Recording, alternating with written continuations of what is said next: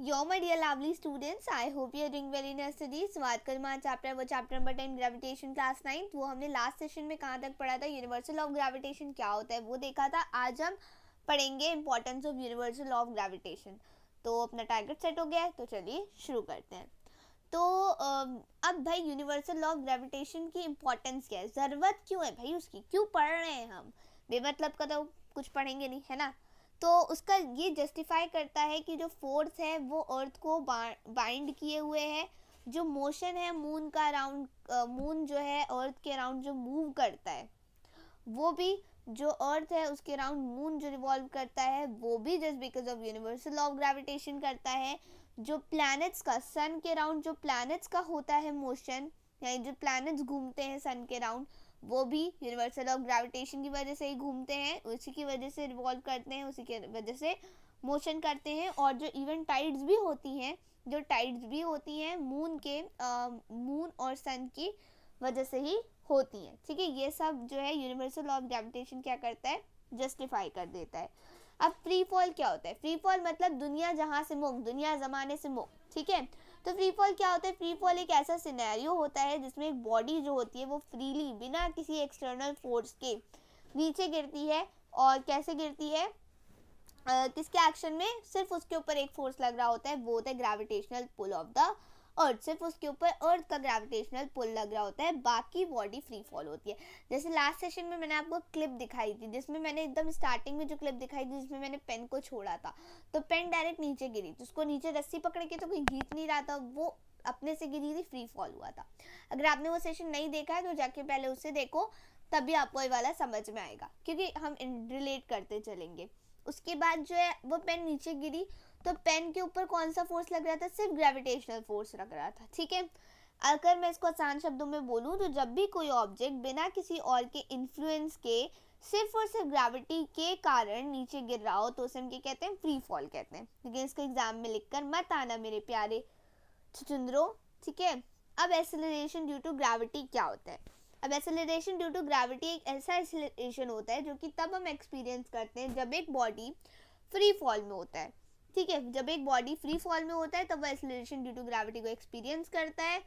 किसके इन्फ्लुएंस में, gravitational pull of the earth. सिर्फ क्या लग रहा होता है, gravitational pull of the earth, याद रखना, ठीक है। फ्री फॉल यानी सिर्फ gravitational pull of the earth लगेगा और कुछ नहीं लगेगा, ठीक है। आसान शब्दों में बोले तो कि जब भी कोई भी ऑब्जेक्ट जो है टॉप से बॉटम की तरफ गिरता है तो वो एक्सेलरेशन को एक्सपीरियंस करता है, उसकी वेलोसिटी बढ़ती रहती है जैसे जैसे वो नीचे आता जाता है। जैसे कि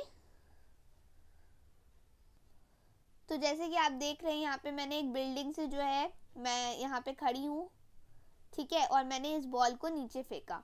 तो ये बॉल जैसे जैसे थर्ड फ्लोर से सेकंड फ्लोर से फर्स्ट फ्लोर पे आएगी, इसकी वेलोसिटी बढ़ती जाएगी।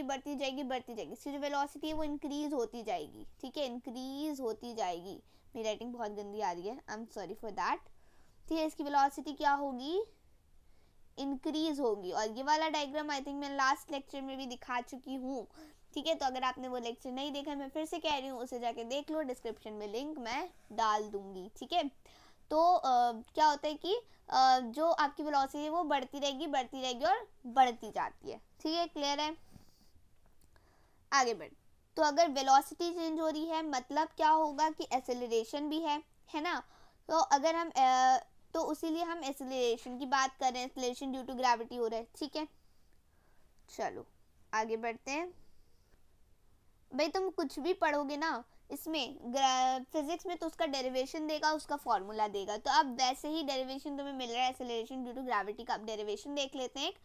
कान नाक खुले रखो और इधर ध्यान दो, इधर उधर मत देखो, okay, listen to me, okay. तो अब मैथमेटिकल एक्सप्रेशन क्या होता है, जी का, इसका जो मैथमेटिकल एक्सप्रेशन होता है वो होता है जी, ठीक है। अब सेकेंड लॉ ऑफ मोशन से हमें क्या पता चलता है कि फोर्स क्या है, प्रोडक्ट होता है मास इनटू एक्सेलरेशन का। फोर्स क्या होता है, मास इनटू एक्सेलरेशन का प्रोडक्ट होता है। ये वाला डायग्राम देख लो, ठीक है, फोटो देख लो, लगा दिए। अब फ्री फॉल एक्सेलरेशन किसको रिप्लेस करता है, एक्सेलरेशन ड्यू टू ग्रेविटी को रिप्लेस करता है। फ्री फॉल एक्सेलरेशन रिप्लेस करता है एक्सेलरेशन ड्यू टू ग्रेविटी को, जिससे हमारा फोर्स बन जाता है अब फ्री फॉल के लिए क्या होगा कि हमारा फोर्स क्या बन जाएगा, यहाँ फ्री फॉल एक्सेलरेशन को हमने एक्सेलरेशन ड्यू टू ग्रेविटी से रिप्लेस कर दिया है, तो हमारा एक्सेलरेशन को हमने बस किससे रिप्लेस किया, एक्सेलरेशन ड्यू टू ग्रेविटी से रिप्लेस किया है। तो बस यहाँ पे हमने ए को क्या बना दिया है, ए को हमने जी बना दिया है, क्योंकि इसका मैथमेटिकल एक्सप्रेशन जी होता है। तो घबराने की बात नहीं, ज़्यादा कुछ नहीं हुआ है, बस ए को हमने जी बना दिया है। ठीक है बच्चा। अब यूनिवर्सल लॉ ऑफ ग्रेविटेशन से अगर हम निकालें from universal law of gravitation, अभी हमने पढ़ा कि force equal to constant G into mass upon distance का स्क्वायर। ठीक है। अब इक्वेशन 1 हमारी हो गई ये वाली, फोर्स इक्वल टू mg, और इक्वेशन 2 हो गई हमारी ये वाली यूनिवर्सल लॉ ऑफ ग्रेविटेशन। 1 और 2 इक्वेशन से हमें मिल जाता है, बहुत ज़्यादा गोड़ मोड़ हो गया, 1 एंड 2 इक्वेशन से हमें मिल जाता है mg equal to G M M upon D का स्क्वायर। 1 एंड 2 से आपको क्या मिलता है, 1 एंड 2 से आपको मिलता है, 1 एंड 2 से आपको मिलता है M G equal to G M M upon D का स्क्वायर। ये आपको मिल जाएगा 1 और 2 को जब आप इक्वेट करके देखोगे, और इससे आपकी जी की वैल्यू निकल जाएगी जी एम अपॉन डी का स्क्वायर, जहाँ पे एम होगा आपका मास ऑफ अर्थ, डी होगा हमारा distance between the object and the earth, यानी कि, और यहाँ पे for object near on the, वो ऑब्जेक्ट जो कि सरफेस पे अर्थ के करीब होगा, और अर्थ के डिस्टेंस हो जाएगा डी, यानी कि वो उसके रेडियस के इक्वल हो जाएगा। कैसे होगा, तो उससे हमें मिल जाएगा G equal to G M upon R का स्क्वायर। ठीक है। अब कैसे मिलेगा वो मैं दिखाती हूँ। यहाँ पे आप देख सकते हैं कि आप कहाँ पे खड़े हैं, ये आप हैं, दिस इज यू, ओके, और ये आपकी है अर्थ। ठीक है। ये है अर्थ, सॉरी, ये है अर्थ, और ये ऊपर आप खड़े हैं, ये है अर्थ का सेंटर। ठीक है, सेंटर है अर्थ का, और आपके बीच का और अर्थ के बीच का डिस्टेंस हो जाएगा डी। लेकिन अगर हम ध्यान से देखें तो अर्थ एक सर्कल, यहाँ पे हमने इसे डिनोट किया आपको समझाने के लिए, और इसका हर साइड अगर आप देखोगे तो वो एक रेडियस से बन रहा है, राइट, रेडियस बन रहा है। तो ये आपके और अर्थ के बीच का डिस्टेंस सेंटर से हम देखते हैं तो वो भी क्या होगा, आर हो जाएगा, यानी रेडियस हो जाएगा। तो हम डिस्टेंस का स्क्वायर करते हैं, यहाँ पे हम आर का स्क्वायर कर देंगे। सिंपल, क्लियर है। आई होप ये अच्छे से क्लियर हो गया होगा आप सबको। अगर कोई डाउट हो तो मुझसे कमेंट सेक्शन में पूछ लीजिएगा। अब इससे हमें वैल्यू मिल जाएगी g equal to G M upon R का स्क्वायर, ये आपकी थर्ड इक्वेशन बन जाएगी। ठीक है। अब आगे बढ़ते हैं। अब वो फैक्टर्स जो कि g की वैल्यू के इफेक्ट करते हैं, वो कौन कौन से फैक्टर्स होते हैं। जैसे कि हमने देखा कि जो रेडियस होता है अर्थ का, जैसे जैसे हम पोल्स पे जाते हैं, earth increases from the poles to the equator, the value of g becomes greater. तो जैसे जैसे हम पोल्स पे जाते हैं तो अर्थ का रेडियस बढ़ता जाता है ना, अर्थ का रेडियस बढ़ता जाता है, तो उससे क्या होता है कि जो g की वैल्यू होती है वो भी पोल्स पे जाने के बाद बढ़ जाती है। ठीक है। तो हम लोग मतलब जितनी हाइट पर जाएंगे, जितनी बड़ी बड़ी हाइट पर जाएंगे, तो और जी की वैल्यू जो है वो डिक्रीज होती जाएगी। ठीक है। जी की वैल्यू कैलकुलेट करने के लिए एक वैल्यू है यूनिवर्सल ग्रेविटेशनल कांस्टेंट, जी की वैल्यू को कांस्टेंट रखा गया है, उसकी वैल्यू होती है 6। यूनिवर्सल ग्रेविटेशन जी के जो ये कैपिटल वाला जो जी होता है इसकी वैल्यू कांस्टेंट है ना, ये आप पहले पढ़ चुके, लास्ट लेक्चर में बता दिया था। जिसमें आपका मास जो होता है अर्थ का वो होता है m equal to 6 into 10 raise to the power 24 kg। Radius हो जाता है अर्थ का 6.4 into 10 raise to power 6 metre. अब इन सारी वैल्यूज को जब हम इक्वेशन 3 में रखेंगे, जो इक्वेशन हमारी क्या थी, इक्वेशन हमारी क्या थी, अब आगे तो हमारी जो हमारा फॉर्मूला था जी की value G M upon R का स्क्वायर, उसमें अगर हम वैल्यूज पुट करेंगे तो हमें मास पता है अर्थ का इतना है।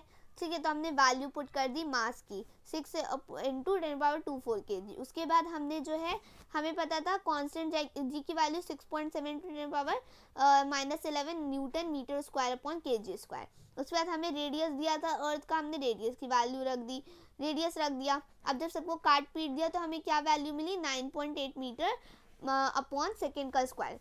ठीक है। तो आपको ये वैल्यू भी मिल जाती है, और आप इसको चाहो तो 10 भी रख सकते हो। ठीक है। दोनों तरह से रख सकते हो, आपको क्वेश्चन में गिवन होगा। ठीक है। तो जो वैल्यू होती है एक्सेलरेशन ड्यू टू ग्रेविटी की अर्थ की, वो बेसिकली होती है 9.8 मीटर पर सेकेंड स्क्वायर।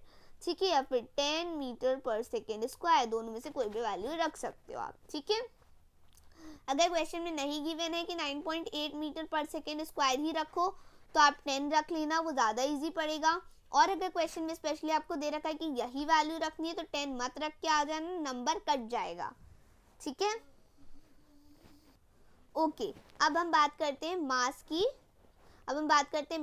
और वेट की, ठीक है। अब यहाँ पे मैं आप लोग को एक कड़वा सच बताने जा रही हूँ, ठीक है। वो कड़वा सच ये है कि आपको बचपन से बताया गया है कि आपका वेट बच्चा वेट कुछ नहीं होता है।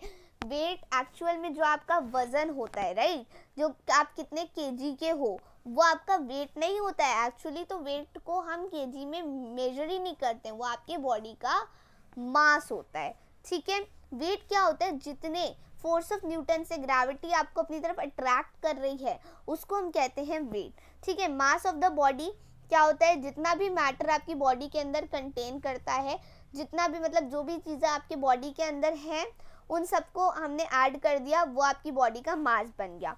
जितना भी आपका केजी वजन होता है तो वो आपका मास आपका केजी में होता है। वेट क्या होता है वो देखो, वेट वो होता है, ये फोर्स होता है जिससे कोई भी ऑब्जेक्ट सेंटर से अर्थ के अपनी तरफ अट्रैक्ट कर जाता है, यानी हमें अर्थ अपनी तरफ कितने न्यूटन से खींच रही है, कितने फोर्स से अपनी तरफ अट्रैक्ट कर रही है, उसे हम कहते हैं वेट ऑफ द ऑब्जेक्ट। और इसमें फोर्स हमारा किसके इक्वल हो जाता है, मास इनटू एक्सेलरेशन। मास इनटू एक्सेलरेशन होता है हमारा फोर्स, लेकिन अर्थ के केस में हम ए को किससे रिप्लेस कर देते हैं, जी से रिप्लेस करते हैं, और फोर्स किसके इक्वल आता है, mass into acceleration due to gravity. और यहाँ पे जो फोर्स ऑफ अट्रैक्शन होता है अर्थ का, उसको हम कहते हैं किसी भी ऑब्जेक्ट के ऊपर, उसे हम कहते हैं वेट, यानी weight equal to mass into acceleration due to gravity, ठीक है। यानी कि अगर अगली बार से आपको भी कहे कि आप मोटे हो गए हो या आप जो है मोटे हो, तो ये मत कहना कि भाई मैं मोटा हूँ, उसको बोलना कि धरती माता मुझसे ज़्यादा प्यार करती है इसलिए मुझे ज़्यादा फोर्स ऑफ न्यूटन से अपनी तरफ खींच रही है, ठीक है। ओके, अब आगे बढ़ते हैं। अब कुछ और डिफरेंसेस देख लेते हैं हम मास और वेट के बीच में। ये मास हो गया आपका, ये वेट हो गया आपका। अब मास क्या होता है, मास एक स्केलर क्वांटिटी होती है जिसके पास सिर्फ मैग्नीट्यूड होता है और डायरेक्शन नहीं होता है। आप जानते हो स्केलर क्वांटिटी क्या होती है, स्केलर होती है ऐसे तो सबको पता ही होगा, मैंने बता रखा है, लेकिन तब भी कुछ बच्चों की रूह को शांति पहुंचाने के लिए मैं बता देती हूँ कि स्केलर क्वांटिटी वो होती है जिसके पास मैग्नीट्यूड तो होता है लेकिन डायरेक्शन नहीं होता है। वेक्टर क्वांटिटी वो होती है जिसके पास मैग्नीट्यूड भी होता है और डायरेक्शन भी होता है। स्केलर हो गई जिसके पास मैग्नीट्यूड होता है डायरेक्शन नहीं होता, वेक्टर हो गई जिसके पास दोनों होता है, ठीक है। चमका तुमको कोई डाउट नहीं रहना चाहिए। तो मास हमारा क्या है, एक स्केलर क्वांटिटी है, और वेट हमारा क्या है, वो एक्ट करता है वर्टिकली डाउनवर्ड। तो वेट के पास क्या होता है, ऐसे एक्ट करता है ना, वेट ऐसे, यहाँ पे अर्थ है और यहाँ पे आप हो, तो इसके ऊपर वर्टिकली डाउनवर्ड एक्ट करता है, तो उसके बाद डायरेक्शन भी है और मैग्नीट्यूड भी है, इसलिए वो एक वेक्टर क्वांटिटी और ये स्केलर क्वांटिटी है। मास जो होता है किसी भी बॉडी का, ठीक है, मास जो होता है किसी भी बॉडी का वो हमेशा, मास जो होता है किसी भी बॉडी का वो हमेशा कांस्टेंट रहता है। हमेशा क्या रहता है, कांस्टेंट रहता है, हमेशा कांस्टेंट रहता है और कभी भी चेंज नहीं होता प्लेस टू प्लेस। लेकिन वेट जो होता है बॉडी का प्लेस टू प्लेस चेंज होता है। अब जैसे कि अगर आप अर्थ पे हो तो अर्थ पे आपकी बॉडी कैसी रहेगी, मतलब आपके बॉडी के अंदर जितना आपके हार्ट का वजन होगा, जितना आपके लंग्स होंगे, जितना आपका लिवर होगा, तो उतना ही तो रहेगा ना, मैटर उतना ही रहेगा, मैटर कुछ कम तो नहीं हो जाएगा। लेकिन वेट जो होता है ना वो प्लेस टू प्लेस चेंज होता रहता है। जैसे अर्थ पे आपका वेट कुछ और होगा, मून पे जाओगे उसका कुछ और होगा, क्योंकि मून पे जाने के बाद हमारा जो वेट होता है वो 1/6 हो जाता है, ठीक है, ये बात पता याद रखिएगा। और जो SI यूनिट होती है मास की वो किलोग्राम होती है, वेट की न्यूटन होती है। मास जो होता है किसी भी बॉडी का वो कभी भी जीरो नहीं होता, लेकिन वेट जो होता है बॉडी का वो जीरो हो जाता है अगर G जीरो हो जाता है तो, ठीक है, क्लियर है तुमको। अब आगे बढ़ते हैं। ओके, सो नेक्स्ट टाइम अगर तुम्हें कोई कहे कि बेटा तुम्हारा वेट तो बहुत ज़्यादा है तो उन्हें साफ साफ कह देना, अंकल देखो तो बात यूँ है कि धरती माता मुझसे ज़्यादा प्यार करती है इसलिए मुझे ज़्यादा फोर्स से अपनी तरफ खींच रही है, ठीक है। तो आज के लिए बस इतना रखते हैं, और काफ़ी लेक्चर काफ़ी थोड़ा लंबा हो गया, लेंदी हो गया, आज ज़्यादा जोक्स क्रैक कर दिए, ठीक है। तो अब मिलते हैं अपने नेक्स्ट पार्ट में इसके, तब तक के लिए take care, bye bye, have a nice day.